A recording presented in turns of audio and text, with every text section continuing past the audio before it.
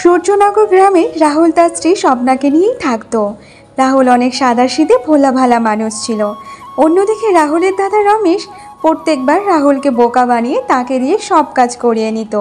আর রাহুলের স্ত্রী বাড়ির সব কাজ করত আর মাঝে মাঝে রাহুলের সাথে জমিতে যেত।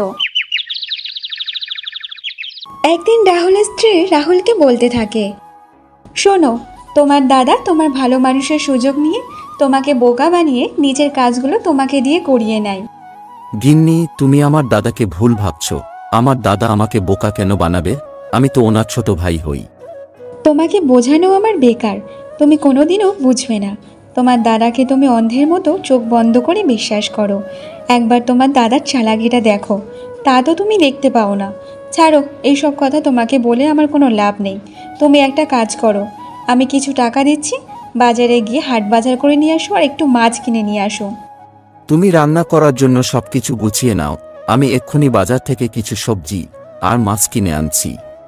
ঠিক আছে, শোনো, বাজারে গিয়ে সব কিছু জিনিসপত্র কিনে সোজা বাড়িতে চলে আসবে।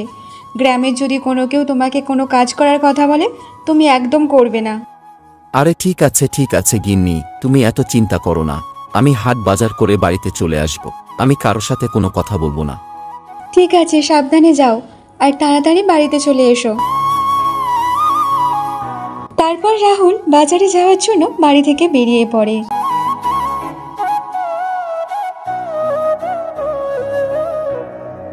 রাহুল রাস্তা দিয়ে যেতে যেতে রাহুলের দাদার সাথে রাহুলের দেখা হয়ে যায়। আরে ভাই রাহুল, কি হয়েছে? এত তাড়াহুড়ো করে কোথায় যাচ্ছিস? কিছু না দাদা, স্বপ্না কিছু সবজি আর মাছ কিনতে আমাকে বাজারে পাঠিয়েছে, তাই বাজারে যাচ্ছি। রাহুলের এই কথা শুনে রমেশ মনে মনে বলতে থাকে, তার মানে রাহুল বাজারে সবজি আর মাছ কিনতে যাচ্ছে, মানে ওর কাছে কিছু টাকা পয়সা নিশ্চয় হবে। তাহলে আমি যদি ওর কাছ থেকে টাকা পয়সাগুলো নিয়ে নিই, তাহলে গিন্নির জন্য গরম গরম জিলাপি নিয়ে যাব। কি হলো দাদা, তুমি এত কি ভাবছো? আর কোন ভাবনায় এত ডুবে গিয়েছো? কিছু না রে ভাই, আমি অনেক চিন্তার মধ্যে আছি। কি হয়েছে বলো দাদা, এত কি চিন্তা তোমার? তেমন কিছু না রে ভাই, তোর ভাইপোর চিকুর খুব শরীর খারাপ, আর ওষুধ কেনার জন্য আমার কাছে 1 টাকাও নেই। তুই তো সবজি কিনতে যাচ্ছিস, মনে হয় তোর কাছে কিছু তো টাকা আছে। তাহলে তুই ওই টাকা আমাকে দিয়ে দে, আর আজকের দিনটা তোরা নয় ডাল ভাত খেয়ে নে। আর তুই যদি আমাকে টাকাটা না দিস, তাহলে আমি যে তোর ভাইপোর জন্য ওষুধ কিনে নিয়ে যেতে পারবো না রে। কিন্তু দাদা, আমি যদি এই টাকা তোমাকে দিয়ে দিই, তাহলে স্বপ্না আমার উপর খুব রেগে যাবে যে।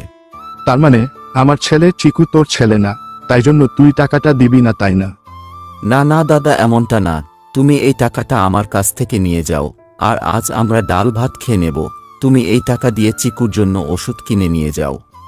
ভগবান তোর ভালো করবে রে রাহুল, আমি তাড়াতাড়ি চিকুর জন্য ওষুধটা কিনে নিয়ে যাই, অনেক দেরি হয়ে গেল রে। তারপর রমেশ রাহুলের কাছ থেকে টাকা নিয়ে চলে যায়। আর রাহুলও সে তার বাড়িতে ফিরে যায়। বাড়িতে ফিরে সে তার স্ত্রীকে সব কথা খুলে বলে, শোনো, আমি জানি না কি হয়েছে আর না হয়েছে, আর আমি জানতেও চাই না, কিন্তু আজ আমি মাছ ছাড়া ভাত খাবো না। তুমি যেখান থেকে হোক, যেভাবে হোক, উপার্জন করে আমার জন্য বাজার থেকে সবজি আর মাছ কিনে নিয়ে আসবে, তারপর আমি খাবো। কিন্তু স্বপ্না, এখন এই সময় কেউ আমাকে কাজ দেবে না। তুমি তো একটু বোঝার চেষ্টা করো।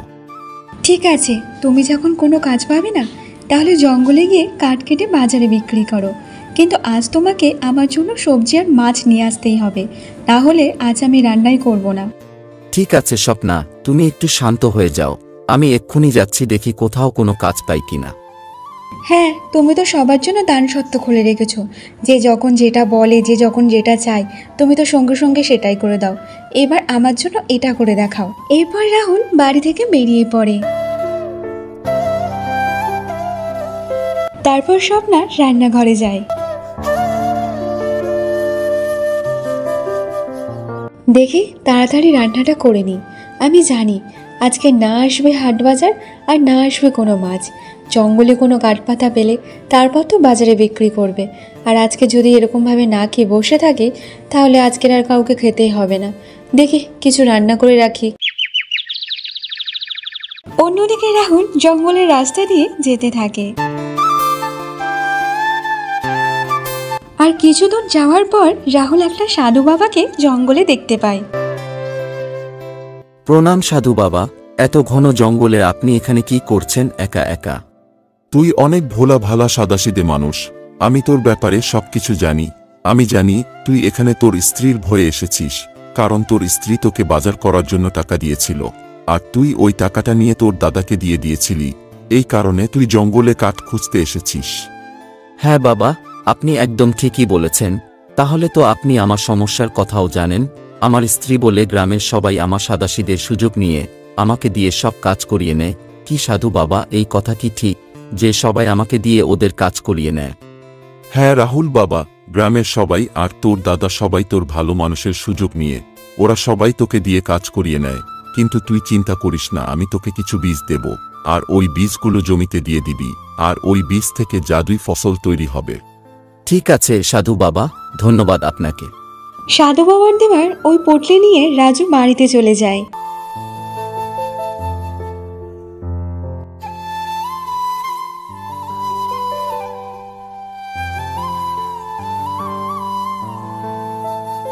রাহুল বাড়িতে গিয়ে সব কথা স্বপ্নাকে খুলে বলে। তুমি এইসব কি বলছো? এটা কি সত্যি সম্ভব? ঠিক আছে, তুমি যা বলার বলো। কাল সকাল হতে এই বীজগুলো জমিতে গিয়ে রোপে দিতে হবে। তারপর দেখব এই বীজগুলো সত্যি জাদুই বীজ কিনা। ঠিকই বলেছ গিন্নি, কাল সকাল হতেই এই বীজগুলো জমিদের ওপন করতে হবে। আজ তুমি প্রমাণ পেয়ে গেলে তো যে আমি এতদিন তোমাকে যা বলতাম তা সব ঠিকই, আর সাধু বাবা আজই তাই বলেছে। গিন্নি, আমি ভাবতাম সবাই আমাকে ভালোবাসে, কিন্তু সবাইকে আমার ভালো মানুষের সুযোগ নিয়ে আমাকে দিয়ে সবার কাজ করিয়ে নেয়। এইসব কথা বাদ দাও, চলো এবার আমি তোমাকে খেতে দিই। তুমি হাত মুখ ধুয়ে এসো, আমি ভাত বাড়ছি।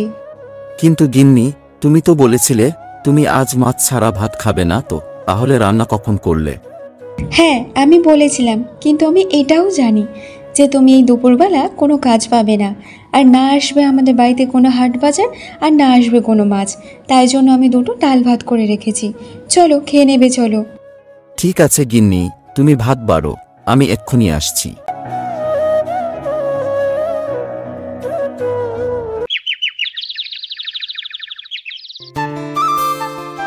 শোনো, কাল সকাল সকাল উঠতে হবে যে।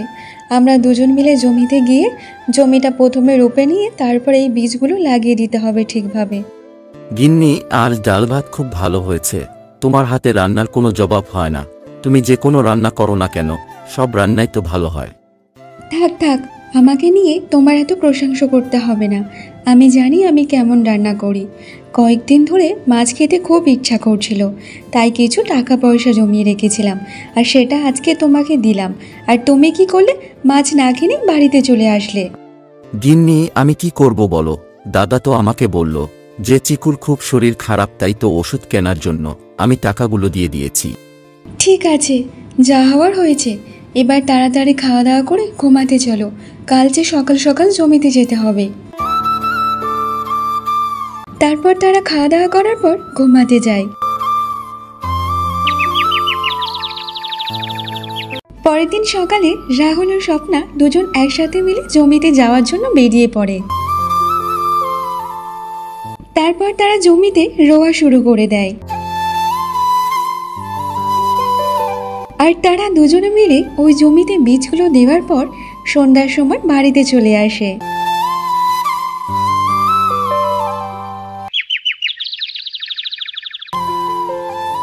শোনো গিন্নি, আমি জমিতে যাচ্ছি জাদুই ফসল দেখার জন্য।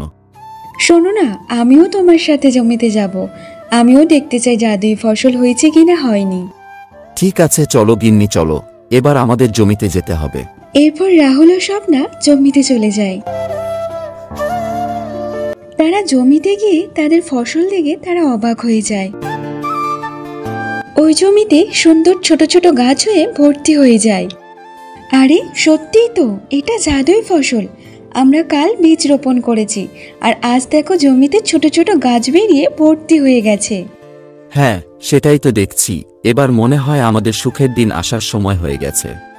আর দেখো জমিতে কত সুন্দর সুন্দর ছোট ছোট গাছ বেরিয়েছে, পুরো জমি ভর্তি হয়ে গেছে গাছে। হ্যাঁ গিন্নি, তাহলে সাধু বাবা আমাকে ঠিকই বলেছে যে ফসল হলো জাদুই ফসল। তারা জমি দেখে বাড়িতে চলে যায়। দেখতে দেখতে এমনভাবে কিছুদিন কেটে যায় আর তাদের জাদুই ফসল পাকতে শুরু হয়ে যায়। দেখো গিন্নি, আর কিছুদিন পর আমাদের ফসল তুলতে হবে, ধান যে পাকতে শুরু করেছে। হ্যাঁ, তুমি ঠিকই বলেছ।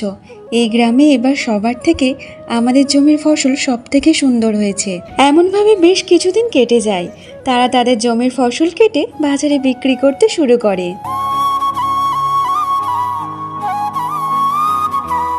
তারা এমনভাবে ফসল বিক্রি করতে করতে তারা একটা বড় বাড়িও করে নেয়। অন্যদিকে রাহুলের দাদা রমেশ রাহুলের ব্যাপারে জানতে পেরে সে বলতে থাকে, রাহুল ও জমিতে কিভাবে চাষ করছে, ফসল বিক্রি করে করে একটা বড় বাড়িও বানিয়ে ফেলেছে। আমিও দেখতে চাই ও এমন কি ফসল চাষ করে যার জন্য এত কিছু করে নিল। তারপর রমেশ রাহুলের জমিতে যাওয়ার জন্য বেরিয়ে পড়ে। রমেশ রাহুলের জমির ফসল দেখে অবাক হয়ে যায়। জানি না রাহুলের ওপর ঈশ্বরের এত কিভাবে দয়াল এলো যে রাহুলকে এত ধনী বানিয়ে দিয়েছে, আর আমি এত গরিব, আমাকে এখনো পর্যন্ত গরিব বানিয়ে রেখে দিয়েছে। রাহুলের জমিতে এত ফসল আর এত বড় বাড়ি দেখে আমার গা জ্বলে যাচ্ছে। এবার কিছু একটা আমাকে করতে হবে। এইসব দেখে রমেশ মনে মনে ভেবেই নিয়েছে যে সে তার ভাইয়ের জমির সব ফসল নষ্ট করে দেবে। তারপর সে ওখান থেকে চলে যায়।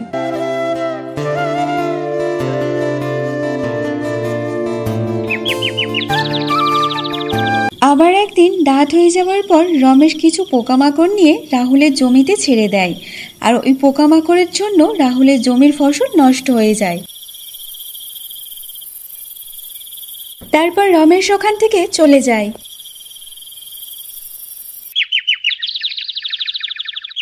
পরের দিন সকালে যখন রাহুল ও স্বপ্না জমিতে আসে, তাদের ফসল দেখে তারা অবাক হয়ে যায়।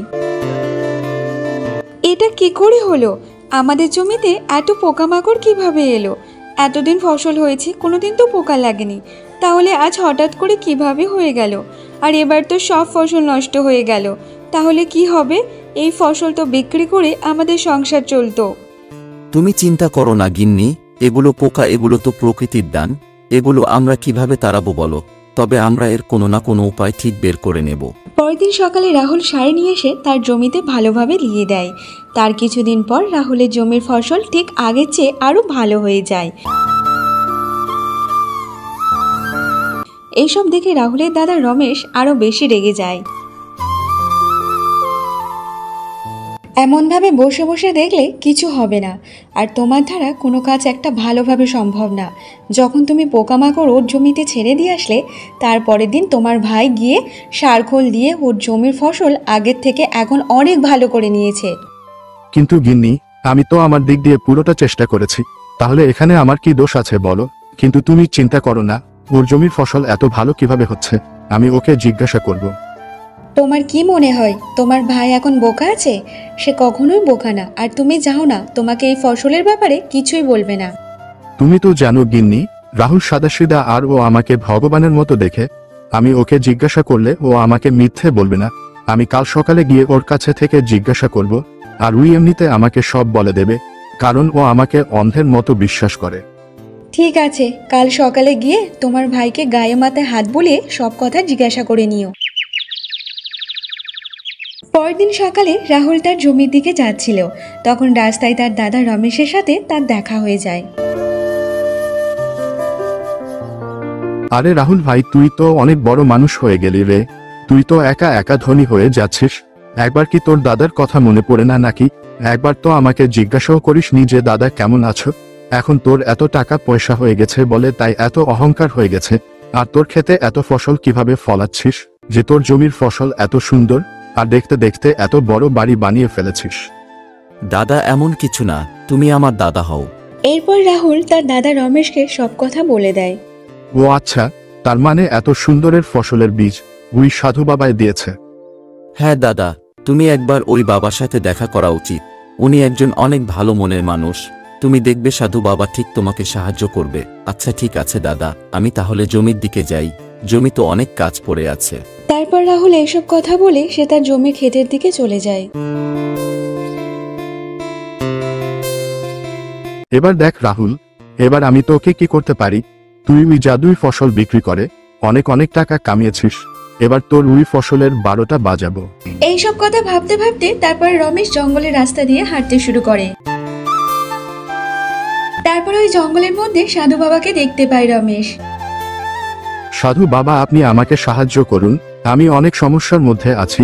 আমাদের গ্রামে একটা লোক আছে, সে অনেক খারাপ মানুষ ও গ্রামের সবার উপর অত্যাচার করে আর সবাইকে ভয় দেখিয়ে সবার জমি ও কবজা করে রেখেছে।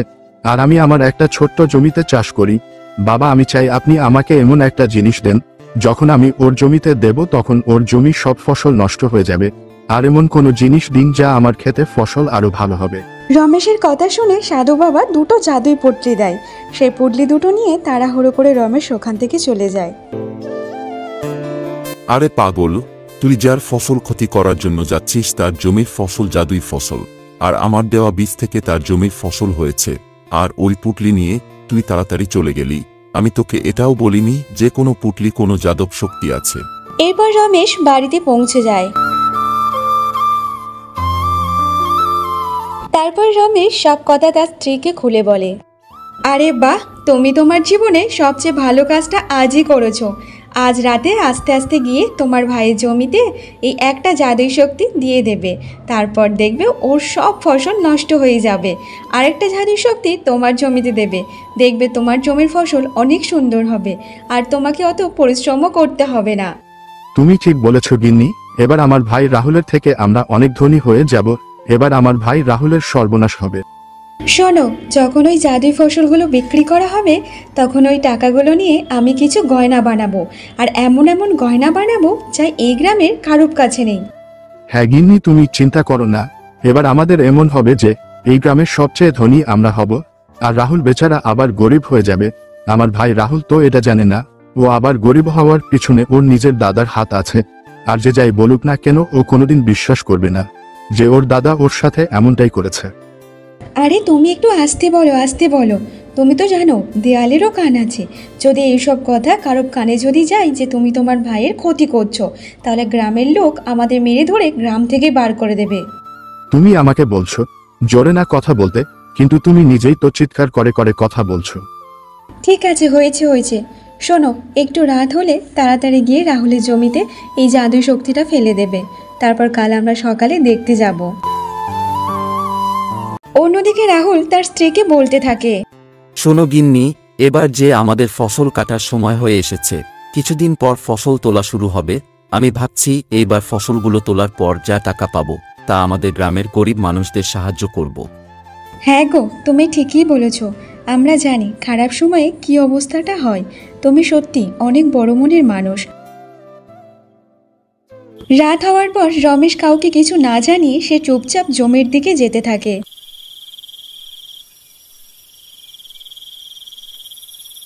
তারপর সে রাহুলের জমি গিয়ে একটা জাদুই পুটলি রাহুলের জমিতে ছড়িয়ে দেয়। এবার দেখ রাহুল, সকাল হতেই তুই কপালে হাত দিয়ে কাঁদতে শুরু করবি। এইসব বলে রমেশ তার নিজের জমি চলে যায়, আর একটা যে জাদুই পুটলি ছিল সেটা নিয়ে তার নিজের জমিতে ছড়িয়ে দেয়। তারপর রমেশ খুশি খুশি বাড়িতে চলে যায়।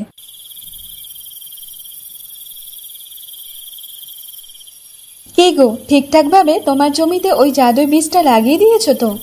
হ্যাঁ গিন্নি, এবার শুধু কাল সকালের অপেক্ষায়। কাল সকালে আমার জমির ফসল খুব ভালো হবে, আর অন্যদিকে রাহুলের জমির ফসল নষ্ট হয়ে যাবে সব। চলো এখন আমরা নিশ্চিন্তে শুয়ে পড়ি, এখন অনেক রাত হয়ে গেছে।